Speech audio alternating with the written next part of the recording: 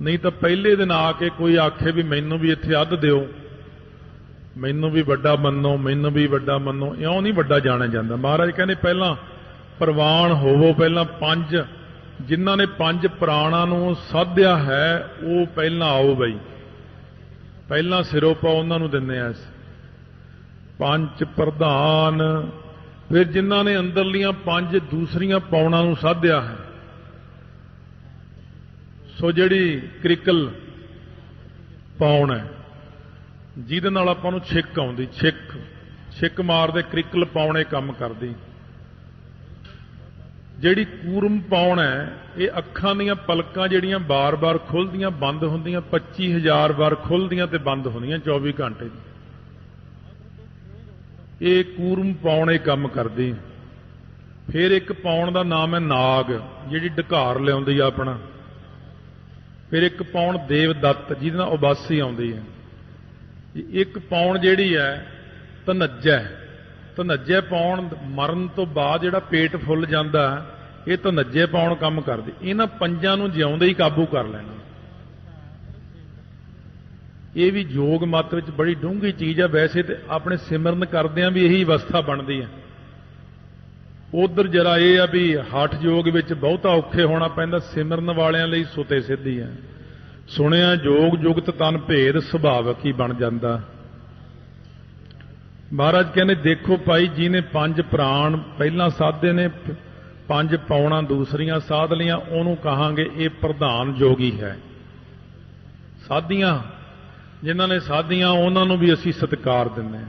जे कलियां आके रोटियां ही खाने जोगी च भी स्वाह मल ली पिंडे ते, टेढ़ा या डंडा फड़ लिया, चिप्पी फड़ ली, कन्ना च मुंदरा पा लियां, महाराज कहने इनू जोगी नहीं कहते। मुंदा संतोख सरमपत झोली ध्यान की करे विभूत, उत्थे भी जाके उपदेश जोगियां नूं यही करनगे। पंचे पाव है दरग है मान। फिर जिहड़े पंच श्रेष्ठ ने तीसरा कर्म करते हैं, उस तो उतली अवस्था चले जाते हैं। जिहड़े दर गह दर दसम द्वार दे विच गह उस स्थान ते जाके मान आदर सत्कार पाउंदे ने। वो किस तरह पाउंदे ने? महाराज कहने देखो भाई ये अवस्था की गल है। इउं तो लोग अजकल जिवें हरेक ही चाहुंदा कि जिहड़ा मेरे नालों सीनियर है ये किते ना किते इधर उधर जाए तो मैं जूनीयर पहला ही पहुंच जाए, इत्थे पैसे पूसे दे के जूनीयर सीनियर बनने नूं तैयार ही रहिंदा। ये जोगियां विच भी है, ये साधु संतां विच भी है। भी इन्हां संतां तां हुण खवाओ जहर चलदे करो, चेला कहना मैं गद्दी सांभ ला। इस तरह जोगियां दे विच माड़ी जी शक्ति आई तो बस बन बैठे जोगी।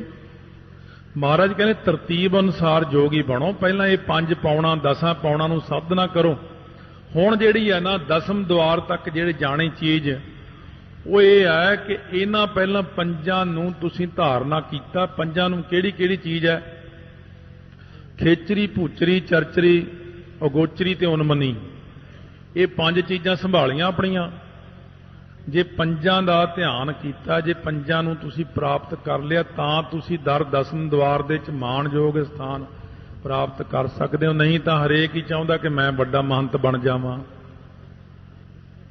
सो महाराज सच्चे पातशाह ये की चीज़ हुई? महाराज कहने ये नहीं खेचरी, खे हुंदा आसमान, आसमान विच विचरण वाला शक्ति दे नाल उहनूं कहने खेचरी। ये जिहड़े खेचरी वाले ने ये अपना ध्यान टिकाउंदे ने तालू स्थान ते। पहला तो जीव नूं खिच खिच लम्मा करी जांदे, फिर जीव नूं अंदर तालू च मोड़ के ला लैंदे ने। उत्थों मिट्ठी कफ नूं प्राप्त करते हैं। वो मिट्ठी कफ नूं प्राप्त करके खेचरी अवस्था नूं चले जाते हैं। खेचरी अवस्था विच फिर आसमान विच उड्डण दी शक्ति आ जाती। सो इस प्रकार की ये शक्ति है। तो इसे प्रकार जी खेचरी तो बाद भूचरी आउंदी है। भूचरी अवस्था होंदी जी भू धरती नूं कहने चरी मतलब चलण वाले, धरती ते विचरण वाली हर चीज़ का ज्ञान हो जाना। भूचरी वाले जिहड़े ने ये भरवट्टियां दे विचकार आग्या चक्कर च ध्यान टिका के भूचरी अवस्था नूं प्राप्त करदे हो। तुसीं जिहने कीता भाई सत्कारयोग हो, जे नहीं कीता फिर वो जोगी कहाउण दा हकदार नहीं। इस तरह धरती ते विचरण वालियां विच हो जांदा, दूर दूर तक ਪੈਰਾਂ ਨਾਲ ਨਹੀਂ, ਬੈਠਾ ਹੀ ਚਲਾ ਜਾਂਦਾ ਹੈ, ਇੰਨੀ ਸ਼ਕਤੀ ਦਾ ਮਾਲਕ ਹੋ ਜਾਂਦਾ। ਫਿਰ ਖੇਚਰੀ, ਫਿਰ ਭੂਚਰੀ, ਫਿਰ ਚਰਚਰੀ। ਚਰਚਰੀ ਹੁੰਦੀ ਜਿਹੜੀ ਇਹ ਜਲ ਦੇ ਵਿੱਚ ਵਿਚਰਨ ਦੀ ਸ਼ਕਤੀ ਹੋ ਜਾਂਦੀ, ਪਾਣੀ ਦੇ ਉੱਤੇ ਬਹਿ ਕੇ ਦਿਖਾ ਦਿੰਦਾ ਲੋਕਾਂ ਨੂੰ, ਪਾਣੀ 'ਚ ਡੁਬੋ ਦਿਓ ਡੁੱਬਦਾ ਹੀ ਨਹੀਂ। ਉਹ ਚਰਚਰੀ ਅਵਸਥਾ ਵਾਲੇ ਜਿਹੜੇ ਤ੍ਰਿਕੁਟੀ 'ਚ ਧਿਆਨ ਧਾਰਦੇ ਨੇ, ਆਪਣਾ ਤ੍ਰਿਕੁਟੀ ਨੂੰ ਫੋੜ ਲੈਂਦੇ ਨੇ ਜਿਹੜੇ, ਉਹ ਭਾਈ ਚਰਚਰੀ ਅਵਸਥਾ ਦੇ ਮਾਲਕ ਨੇ, ਭਾਈ ਉਹ ਸਤਿਕਾਰਯੋਗ ਨੇ ਜੇ ਇੱਥੇ ਤੱਕ ਪਹੁੰਚ ਜਾਣ। ਫਿਰ ਇਸ ਤੋਂ ਬਾਅਦ ਆਉਂਦਾ ਅਗੋਚਰੀ ਅਵਸਥਾ। ਅਗੋਚਰੀ ਅਵਸਥਾ ਹੁੰਦੀ ਹੈ ਜਿਹੜੇ 6 ਚੱਕਰਾਂ ਦੀ ਕੈਦ ਤੋਂ ਪਰੇ ਹੋ ਜਾਣਾ। ਮੂਲਾ ਧਾਰ, ਸੁਧਾਰਾਸ਼ਟਾਨ ਚੱਕਰ, ਅਨਹਤ ਚੱਕਰ, ਵਿਸ਼ੁੱਧ ਚੱਕਰ, ਆਗਿਆ ਚੱਕਰ, ਅਨਹਤ ਚੱਕਰ, ਇਹਨਾਂ ਚੱਕਰਾਂ ਦੀ ਕੈਦ ਤੋਂ ਪਰੇ ਹੋ ਕੇ ਜਿਹੜਾ ਸਿੱਧਾ ਤ੍ਰਿਕੁਟੀ ਨੂੰ ਭੰਨ ਕੇ ਦਸਮ ਦੁਆਰ 'ਚ ਜਾ ਕੇ ਸਹੰਸਰ ਦਲ ਕਮਲ ਨੂੰ ਦੇਖਦਾ। ਸਹੰਸਰ ਮਤਲਬ 1000 ਪੱਤਿਆਂ ਵਾਲਾ ਕਮਲ ਦਾ ਫੁੱਲ ਹੈ ਇੱਕ, ਜਦੋਂ ਉੱਥੇ ਤੱਕ ਚਲਿਆ ਜਾਂਦਾ ਦਸਮ ਦੁਆਰ ਦੇ ਵਿੱਚ, ਭਾਈ ਉਹਨੂੰ ਮੰਨਦੇ ਆ ਸ੍ਰੇਸ਼ਟ ਜੋਗੀ। ਜਿਨ੍ਹਾਂ ਨੇ ਤੁਹਾਡੇ ਚੋਂ ਮਹਾਰਾਜ ਕਹਿੰਦੇ 1000 ਕਮਲ ਦੇਖਿਆ, 1000 ਪੱਤੀਆਂ ਵਾਲਾ, ਉਹ ਆ ਜਾਓ ਅੱਗੇ। ਇਉਂ ਸਤਿਗੁਰੂ ਜੀ ਨੇ ਸੀਟਾਂ ਅਨੁਸਾਰ ਸਾਰੇ ਸੈੱਟ ਕਰਤੇ ਬੈਠੇ ਹੀ। ਜਿਹੜੇ ਆਕੜ ਆਕੜ ਕੇ ਬੈਠਦੇ ਸੀ ਕਿ ਮਹਾਰਾਜ ਕਹਿੰਦੇ ਤੇਰਾ ਬਈ 1000 ਕਮਲ ਦਿਖਿਆ ਨਾ ਮਹਾਰਾਜ, ਫਿਰ ਤੂੰ ਅੱਗੇ ਹੋ ਕਿਉਂ ਬਹਿਣਾ, ਆਪਣੇ ਆਪ ਨੂੰ ਵੱਡਾ ਮਹੰਤ ਕਿਉਂ ਗਿਣਦਾ, ਵੱਡਾ ਜੋਗੀ ਕਹੋ ਨਾ।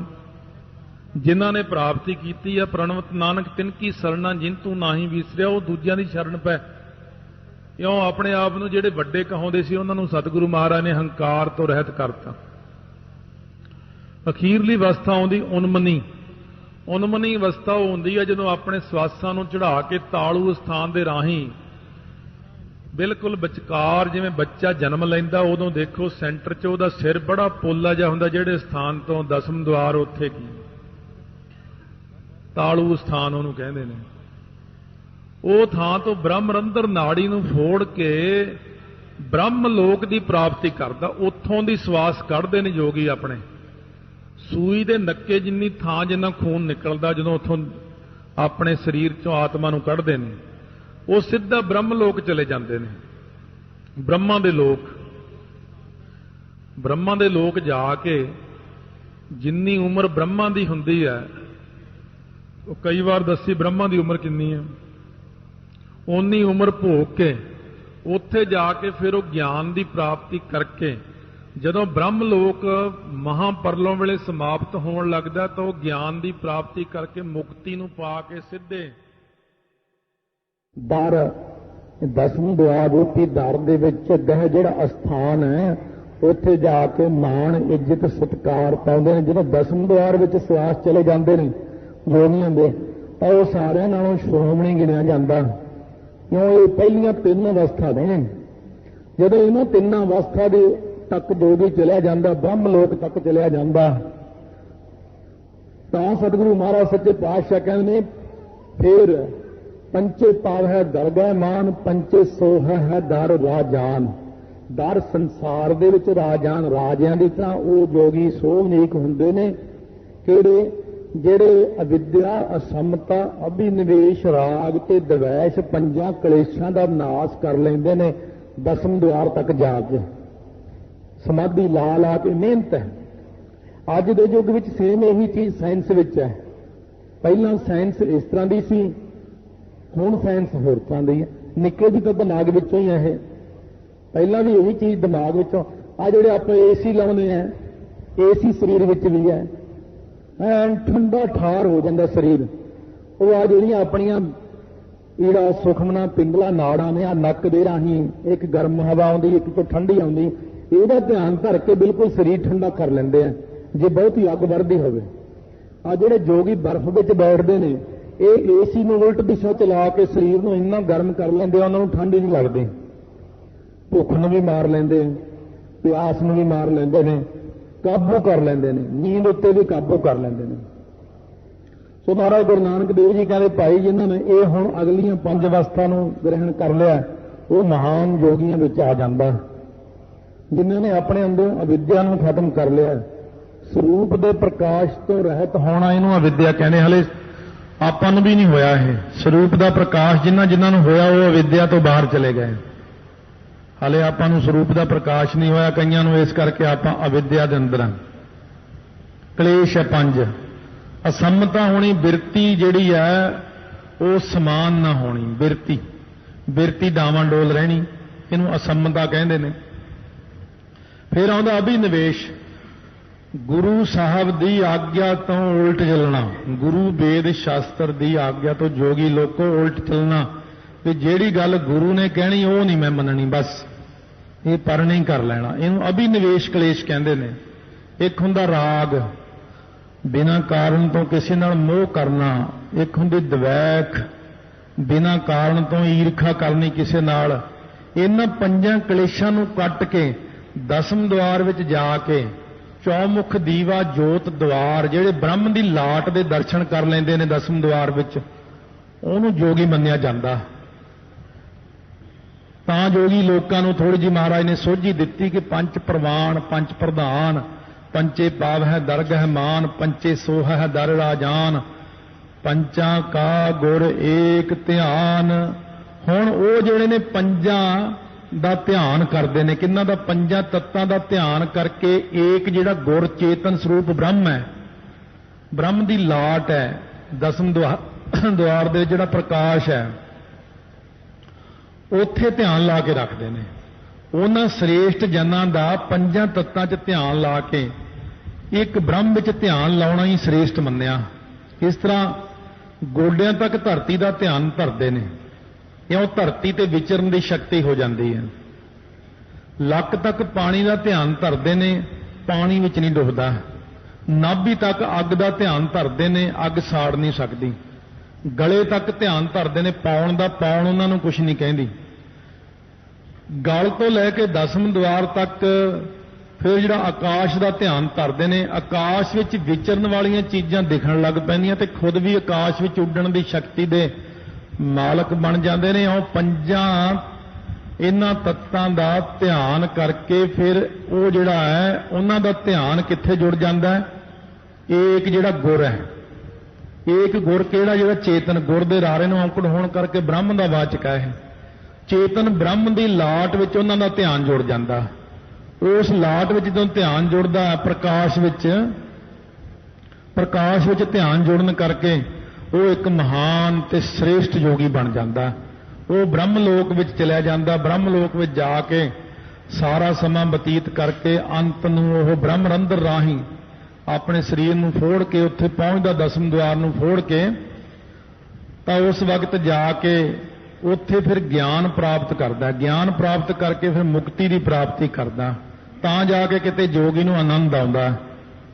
ਜਿਵੇਂ ਤੀਜੇ ਪਾਤਸ਼ਾਹ ਕੋਲ ਜੋਗੀ ਆਇਆ, 1000 ਸਾਲ ਲੰਮੀ ਉਮਰ, ਮੱਥਾ ਟੇਕਿਆ, ਬੜਾ ਬਿਰਧ ਹੋਇਆ। ਤੀਜੇ ਪਾਤਸ਼ਾਹ ਕਹਿਣ ਲੱਗੇ, ਹੋਰ ਸੁਣਾਓ ਕਿਵੇਂ ਆ? ਬੜੇ ਸਮੇਂ ਦੇ ਹੋ ਤੁਸੀਂ, ਤਾਂ ਕੋਈ ਆਨੰਦ ਦੀ ਪ੍ਰਾਪਤੀ ਹੋਈ? ਕਹਿੰਦਾ ਮਹਾਰਾਜ ਆਨੰਦ ਨਹੀਂ ਆਇਆ ਅੱਜ ਤੱਕ। 1000 ਸਾਲ ਉਮਰ ਹੋ ਗਈ ਮੇਰੀ, ਸਾਰੀਆਂ ਮੈਂ ਅਵਸਥਾ ਨੂੰ ਤੈਅ ਕਰ ਲਿਆ, ਪਰ ਜਿਹੜਾ ਆਨੰਦ ਹੁੰਦਾ ਉਹ ਨਹੀਂ ਆਇਆ। ਭਾਵੇਂ ਵੀ ਮੈਂ 5 ਪ੍ਰਾਣਾਂ ਨੂੰ ਰੋਕ ਲਿਆ, 5 ਪੌਣਾਂ ਨੂੰ ਰੋਕ ਲਿਆ ਆਪਣੀਆਂ ਨੂੰ, ਸਾਰੀ ਅਵਸਥਾ ਪ੍ਰਾਪਤ ਕਰ ਲਈ, ਪਰ ਆਨੰਦ ਨਹੀਂ ਆਇਆ। ਮਹਾਰਾਜ ਸੱਚੇ ਪਾਤਸ਼ਾਹ ਹੱਸ ਕੇ ਕਹਿਣ ਲੱਗੇ, ਜਾਓ ਜੋਗੀ ਰਾਜ, ਆਹ ਸਰੀਰ ਤਿਆਗ ਦਿਓ ਆਪਣਾ, ਸਰੀਰ ਛੱਡ ਕੇ ਸਾਡੇ ਘਰ ਜਨਮ ਲਾਓਗੇ ਹੁਣ ਤੁਸੀਂ। ਬਾਬਾ ਮੋਹਰੀ ਜੀ ਦੇ ਘਰ ਵਿਖੇ ਉਸ ਜੋਗੀ ਨੇ ਆ ਕੇ ਜਦੋਂ ਜਨਮ ਲਿਆ, ਜਦੋਂ ਜਾ ਕੇ ਦੱਸਿਆ ਕਿ ਮਹਾਰਾਜ ਬੱਚੇ ਨੇ ਜਨਮ ਲਿਆ, ਮਹਾਰਾਜ ਕਹਿੰਦੇ ਆ ਗਿਆ। ਜੋਗੀ ਜੀ ਨੂੰ ਆਨੰਦ ਨਹੀਂ ਸੀ ਨਾ ਆਇਆ, ਉਹ ਹੁਣ ਆਪਣੇ ਗੁਰੂ ਘਰ ਚ ਆ ਗਿਆ। ਕਹਿੰਦੇ ਮਹਾਰਾਜ ਇਹਦਾ ਨਾਮ ਕੀ ਰੱਖੀਏ? ਕਹਿੰਦੇ ਇਹਦਾ ਨਾਮ ਰੱਖੋ ਆਨੰਦ ਜੀ। ਆਨੰਦ, ਇਹਦਾ ਨਾਮ ਆਨੰਦ ਨਹੀਂ ਨਾ ਪ੍ਰਾਪਤ ਹੋਇਆ। ਫਿਰ ਸਤਿਗੁਰੂ ਕਹਿੰਦੇ ਹੁਣ ਅਸੀਂ ਇਹੀ ਜੀ ਬਾਣੀ ਉਚਾਰਨ ਕਰਾਂਗੇ, ਜਿਹੜਾ ਪੜ੍ਹੇਗਾ ਉਹਨੂੰ ਆਨੰਦ ਆ ਜਾਏਗਾ। ਉਸ ਜੋਗੀ ਦੇ ਨਾਮ ਉੱਤੇ ਆਨੰਦ ਬਾਣੀ ਦਾ ਨਾਮ ਰੱਖ ਕੇ ਆਨੰਦ ਭਇਆ ਮੇਰੀ ਮਾਏ ਸਤਿਗੁਰੂ ਮੈਂ ਪਾਇਆ। ਮਹਾਰਾਜ ਨੇ ਆਨੰਦ ਬਖਸ਼ਿਆ ਜੋਗੀ ਲੋਕਾਂ ਨੂੰ। ਇਸ ਤਰ੍ਹਾਂ ਸਤਿਗੁਰੂ ਗੁਰੂ ਨਾਨਕ ਦੇਵ ਜੀ ਨੂੰ ਤਾਈਓਂ ਵੱਡੇ ਮੰਨਿਆ। ਧੰਨ ਨਾਨਕ ਤੇਰੀ ਵੱਡੀ ਕਮਾਈ, ਤਾਈਓਂ ਕਹਿੰਦੇ ਆ ਸਾਰੀ ਸ੍ਰਿਸ਼ਟੀ ਸਾਰੇ ਜੋਗੀਆਂ ਦੇ ਵੀ ਮਾਸਟਰ ਬਣੇ ਬੈਠੇ, ਉਸਤਾਦ, ਜੋਗੀਆਂ ਨੂੰ ਸਮਝਾਉਣ ਵਾਲੇ, ਹਰੇਕ ਮੱਤ ਵਿੱਚ ਜਾ ਕੇ ਪ੍ਰਚਾਰ ਕਰਨ ਵਾਲੇ, ਉਪਦੇਸ਼ ਕਰਨ ਵਾਲੇ ਧੰਨ ਗੁਰੂ ਨਾਨਕ ਦੇਵ ਜੀ ਮਹਾਰਾਜ।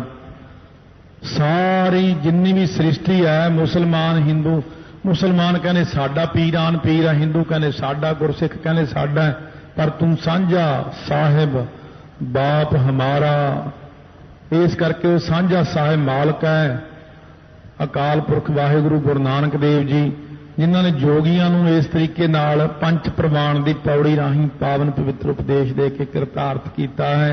हुण आपां गुरसिख भी पुछांगे गुरु नानक देव जी ने, महाराज सानू भी समझाओ, जे जोगियां नूं पंच प्रवाण की पौड़ी राही समझाया, सानू भी किरपा करके पंच प्रवाण की पौड़ी राही समझाओ, गुरसिੱਖੀ दा मार्ग गुरमत दसो सानू की है। तो सतगुरु हुण कल नूं आपां नूं गुरमत दसणगे पंच प्रवाण की पौड़ी विच कि गुरमत किहनूं कहंदे ने। प्राण अपान बयान राही भी समझाउणगे, अपना ढंग होर है उन्हां दा होर है। सो इस प्रकार महाराज ने बख्शिशां कीतियां ने। प्यार सत्कार नाल सतगुरु जी का बख्शिया गुरमंत्र जपीए, वड्डा जान के जपीए, बहुत अमोलक अमृत नाम नरमोलक हीरा गुर दीनो मंतानी करके जपीए। वाहे गुरु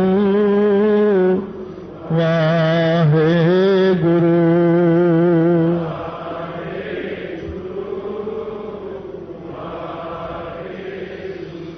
वाहे गुरु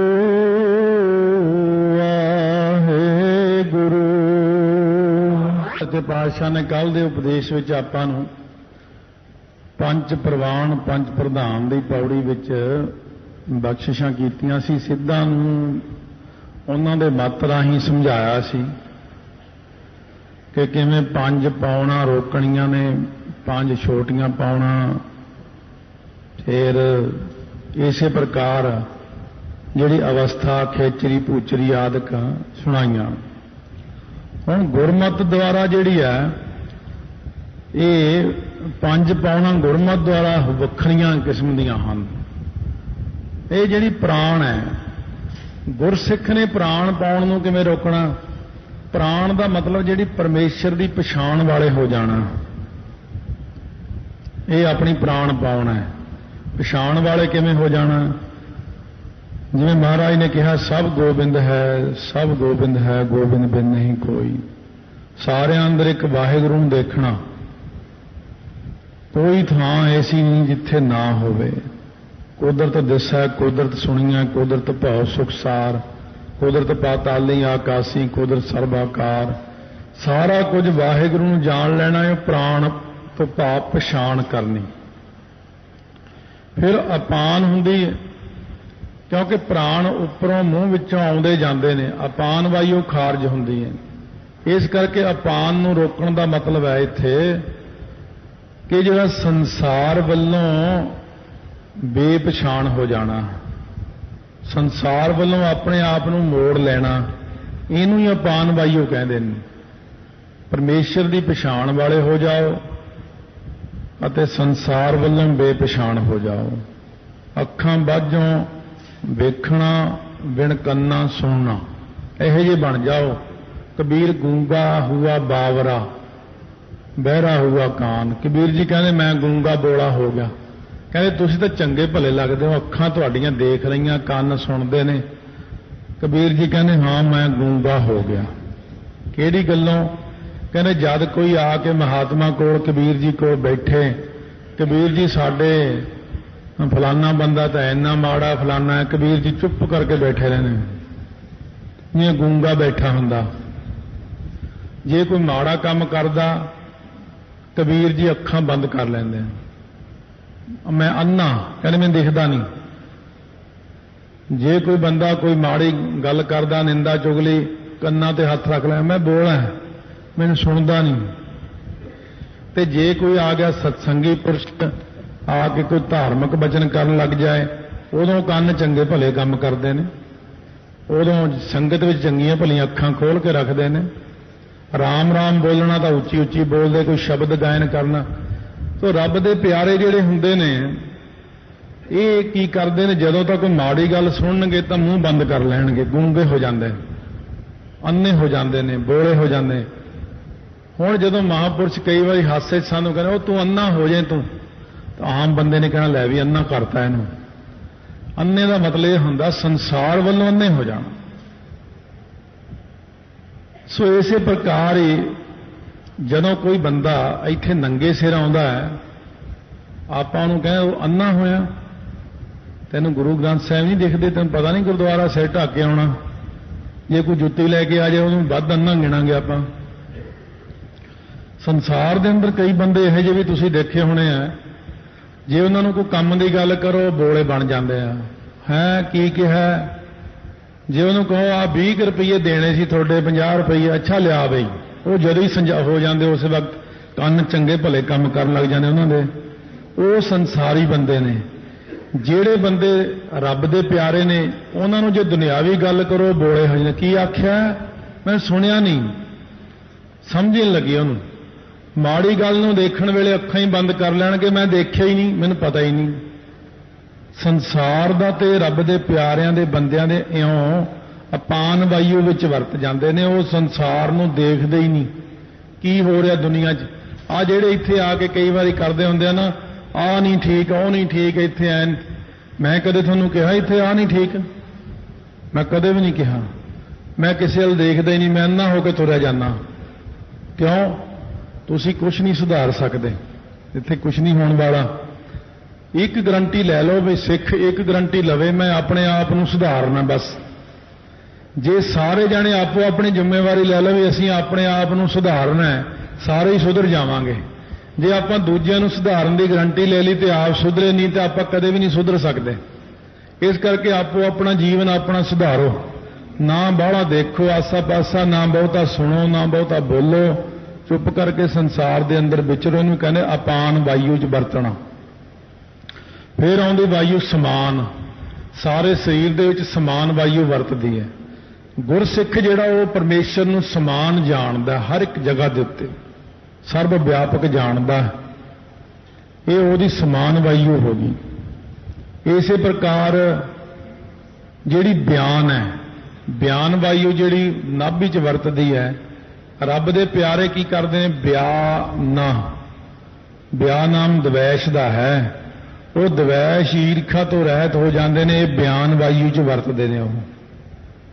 ਇਸੇ ਪ੍ਰਕਾਰ ਹੀ ਜਿਹੜੀ ਉਦਿਆਨ ਪਾਉਣ ਹੈ, ਉਦਿਆਨ ਕੰਠ ਹੈ ਮਾਨ, ਇਹ ਕੰਠ ਵਿੱਚ ਹੁੰਦੀ ਹੈ ਆਪਣੇ ਉਦਿਆਨ।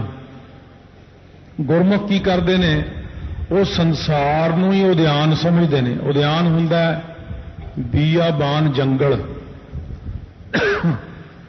ਆਪਾਂ ਦੁਨੀਆ ਨੂੰ ਜੰਗਲ ਸਮਝਣਾ। ਜਿਵੇਂ ਆਪਾਂ ਅੰਨੇ ਬੋਲੇ ਹੋ ਗਏ ਨਾ, ਗੂੰਗੇ ਵੀ ਹੋ ਗਏ। ਮਹਾਰਾਜ 10ਵੇਂ ਪਾਤਸ਼ਾਹ ਕਹਿੰਦੇ ਰੇ ਮਨ ਐਸੋ ਕਰ ਸੰਨਿਆਸਾ, ਬਾਨ ਸੇ ਸਦਨ ਸਭੈ ਕਰ ਸਮਝੋ, ਮਨ ਹੀ ਮਾਹਿ ਉਦਾਸਾ। ਮਹਾਰਾਜ ਕਹਿੰਦੇ ਤੁਸੀਂ ਆਓ ਨਾ ਸਮਝੋ, ਦੁਨੀਆ ਭਰੀ ਪਈ ਹੈ, ਬੜੀ ਦੁਨੀਆ ਉਹ ਨਾ ਕਰਿਆ ਕਰੋ। ਬਨ ਸੇ ਜੰਗਲ ਵਰਗੇ ਸਮਝ ਲਓ ਸਾਰੇ, ਜਿੱਥੇ ਹੁਣ ਬੈਠੇ ਜੰਗਲ ਹੀ ਹੈ। ਇਹ ਜਿਹੜਾ ਗ੍ਰਸਤ ਮਾਰਗ ਹੈ ਇਹਦੇ 'ਚ ਰਹਿੰਦੇ ਹੋਏ ਜੰਗਲ ਜਾਣ ਦੀ ਲੋੜ ਨਹੀਂ। ਜੰਗਲ ਵਿੱਚ ਤਾਂ ਆਪਾਂ ਹੁਣ ਵੀ ਬੈਠੇ ਹੀ ਆ। ਜਿਹੜੇ ਸ਼ੇਰ ਨੇ, ਹੰਕਾਰੀ ਲੋਕ ਸ਼ੇਰ ਵਾਂਗੂ, ਜਿਹੜੇ ਇਹਦੇ 'ਚ ਗਿੱਦੜ ਲੋਕ ਨੇ, ਕਈ ਇਹਦੇ 'ਚ ਜਮਦੂਤ ਨੇ, ਇੱਥੇ ਹੀ ਸਾਰਾ ਕੁਝ ਤੁਰਿਆ ਫਿਰਦਾ ਹੈ। ਪਾਪੀ ਪੁੰਨੀ ਸਾਰੇ ਉਰੇ ਤੁਰੇ ਫਿਰਦੇ ਨੇ। ਇਹ ਇੱਕ ਪ੍ਰਕਾਰ ਦਾ ਜੰਗਲ ਹੀ ਬਣਿਆ ਹੋਇਆ। ਮਨ ਹੀ ਮਾਹੇ ਉਦਾਸਾ। ਮਨ ਦੇ ਅੰਦਰ ਉਦਾਸ ਬਿਰਤੀ ਨੂੰ ਧਾਰਨ ਕਰਕੇ ਰੱਖੋ। ਜਤ ਕੀ ਜਟਾ ਜੋਗ ਕੋ ਮੱਜਨ ਨੇਮ ਕੇ ਨਖਨ ਵਢਾਓ। ਗਿਆਨ ਗੁਰੂ ਆਤਮ ਉਪਦੇਸੋ ਨਾਮ ਵਿਭੂਤ ਲਗਾਓ। ਅਲਪਹਾਰ ਸੁਲਭ ਸੀ ਨਿੰਦਰਾ ਦਇਆ ਸ਼ਿਮਾ ਤਨ ਪ੍ਰੀਤ। ਸੀਲ ਸੰਤੋਖ ਸਦਾ ਨਿਰਭੈ ਹਵੈ ਤ੍ਰਿਗੁਣ ਅਤੀਤ। ਕਾਮ ਕ੍ਰੋਧ ਹੰਕਾਰ ਲੋਭ ਆਟ ਮੋਹ ਨਾ ਮਨ ਸਿਉ ਲਿਆਵੈ। ਤਬ ਹੀ ਆਤਮ ਤਤ ਕੋ ਦਰਸੇ ਪਰਮ ਪੁਰਖ ਕਹਿ ਪਾਵੈ। ਰੇ ਮਨ ਇਹ ਵਿਦ ਜੋਗ ਕਮਾਓ। ਸਿੰਘੀ ਸਾਚ ਕਪਟ ਕੰਠਲਾ ਧਿਆਨ ਵਿਭੂਤ ਚੜਾਓ। ਇਹ ਮਹਾਰਾਜ ਨੇ ਸ਼ਬਦ ਹਜ਼ਾਰਿਆਂ ਵਿੱਚ ਸਾਰਾ ਕੁਝ ਇਹੀ ਲਿਖਿਆ ਉਦਿਆਨ, ਕਿ ਸੰਸਾਰ ਇੱਕ ਜੰਗਲ ਹੈ। ਫਿਰ 5ਵੇਂ ਪਾਤਸ਼ਾਹ ਸਹਿਜ ਕੀਰਤੀ ਵਿੱਚ ਵੀ ਇਹੀ ਲਿਖਦੇ ਨੇ, ਇਹ ਘਰ ਇੱਕ ਬੀਆਬਾਨ ਜੰਗਲ ਹੈ। ਇਹ ਰਿਸ਼ਤੇਦਾਰ ਡਰਾਉਣੇ ਜਾਨਵਰ ਨੇ ਇਹਦੇ ਵਿੱਚ, ਜਿਹੜੇ ਸਾਨੂੰ ਡਰਾਉਂਦੇ ਨੇ। ਇਹ ਜਿਹੜੀ ਚਿੰਤਾ ਰੂਪੀ ਡੈਣ ਚਿੰਬੜੀ ਹੋਈ ਆ, ਸਾਰਾ ਕੁਝ ਹੀ ਇਹ ਹੈ। ਕਿਉਂ? ਇਹ 5 ਪੌਣਾ ਗੁਰਸਿੱਖ ਨੇ ਆਪਣੇ 5 ਪੌਣਾਂ ਦੇ ਵਿੱਚ ਇਸ ਢੰਗ ਦੇ ਨਾਲ ਵਰਤਣਾ। ਇਹ ਗੁਰਮਤ ਅਨੁਸਾਰ ਹੈ। ਹੁਣ ਗੁਰਮਤ ਅਨੁਸਾਰ ਖੇਚਰੀ ਭੂਚਰੀ, ਜਿਹੜੀ ਚਰਚਰੀ ਗੋਚਰੀ ਉਨਮਨੀ ਅਵਸਥਾ ਹੈ। ਖੇਚਰੀ ਹੁੰਦੀ ਹੈ, ਖੇ ਹੁੰਦਾ ਆਕਾਸ਼। 2 ਪ੍ਰਸੰਗ ਥੋੜੇ ਜਿਹੇ ਔਖੇ ਹੋਣਗੇ, ਇਹਨਾਂ ਦੀ ਵਿਆਖਿਆ ਕਿਤੇ ਫੇਰ ਵੀ ਕਰ ਦਿਆਂਗੇ ਆਪਾਂ। खे नाम आकाश, खेचरी, खेचरी अवस्था ਹੁੰਦੀ ਚਿਦਾਕਾਸ਼ ਦੇ ਵਿੱਚ ਵਰਤਣਾ, ਚਿਦਾਕਾਸ਼ ਬ੍ਰਹਮ ਦੇ ਵਿੱਚ ਵਰਤਣਾ। ਭੂਚਰੀ ਹੁੰਦੀ ਹੈ ਭੂਮਾ ਰੂਪ ਬ੍ਰਹਮ ਦੇ ਵਿੱਚ ਵਰਤਣਾ। ਇਹਦੀ ਵਿਆਖਿਆ ਕਿਤੇ ਫੇਰ ਕਰ ਦਿਆਂਗੇ, ਚਿਦਾਕਾਸ਼ ਤੇ ਭੂਮਾ ਰੂਪ ਕੀ ਹੁੰਦੇ ਨੇ। तो इसे प्रकार ही खेचरी, फिर भूचरी, फिर चरचरी। फिर जिहड़ी चरचरी अवस्था आउंदी है ਉਹਦੇ ਵਿੱਚ ਵਰਤਣਾ संसार दे अंदर इस तरह कि संसार दे विच विचरदियां होयां जिहड़ी थां थां दे उत्ते जिवें चरचरी आई सी जल दे विच वरतना। इसे प्रकार जिहड़ी चरचरी अवस्था है जिवें संसार रूपी पानी विच रहंदियां होयां निर्लेप रह जाना, निर्लेप रहना संसार दे विच। तां इसे तरह ही महाराज सच्चे पातशाह कहंदे ने ये जिहड़ी चरचरी अवस्था है, फिर उस तो बाद आ गई अगोचरी। अगोचरी अवस्था हुंदी जिवें अगोचर दा अर्थ आपां करदे आ ना कि परमेश्वर इंद्रियां दे विषयां तो परे है अगोचर। इसे तरह ही अगोचरी अवस्था उहनूं कहंदे ने कि अपना जिहड़ा शरीर है इहदी जिहड़ियां इंद्रियां ने इहनूं अविषय पद दी प्राप्ति करा देनी, मतलब इंद्रियां नूं विषयां तो रहत कर देना। अखां ऐसियां बन गईयां ने कि किते दूजा नज़र ही नहीं आउंदा, ਕੰਨ ऐसे बन गए ने वाहिगुरू मंत्र तो बिना दूजा कुछ सुनता ही नहीं है। इउं अपनी इंद्रियां सारियां नूं गुरमत द्वारा अपने काबू विच रख लेना। फिर आउंदी उन्मनी अवस्था। उन्मनी अवस्था आउंदी तुरिया अवस्था, जिहड़ी सारियां नालों उपरली अवस्था है। इस तरह तुरिया अवस्था सतगुर ते हर जान, ब्रह्म ज्ञान की 7ਵੀਂ भूमिका है यह तुरिया अवस्था। सो तुरिया अवस्था का जिक्र